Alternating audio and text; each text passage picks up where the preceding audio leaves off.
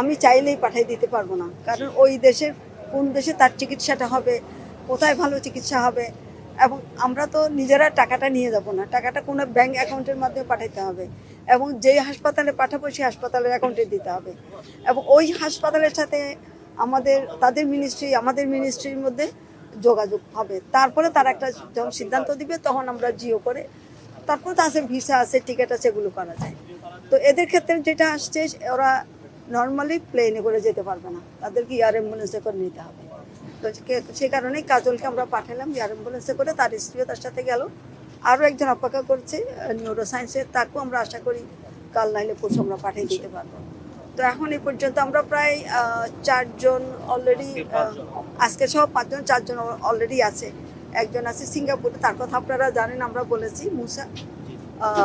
তার অবস্থা আগের থেকে এখন আলহামদুলিল্লাহ অনেক ভালো। তার জন্য আমরা দিয়েছিলাম 1,75,00,000 টাকা।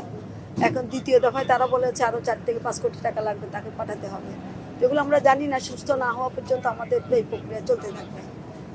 ব্যাংককে আরও আমাদের 4 জন, এ সময় এখন 4 জন হবে, 3 জন অলরেডি আছে।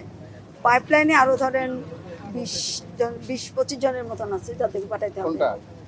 7 জনকে আমরা তার্কিতে পাঠানোর জন্য ঠিক করেছি, তারা তার্কিতে যাবে তাদের চিকিৎসার জন্য। এর মধ্যে 3 জন আছে চোখের, বাকি 4 জন আছে হলো অর্থোপেডিকের কাজে, সেগুলো তার্কি ট্রিটমেন্টটা হবে।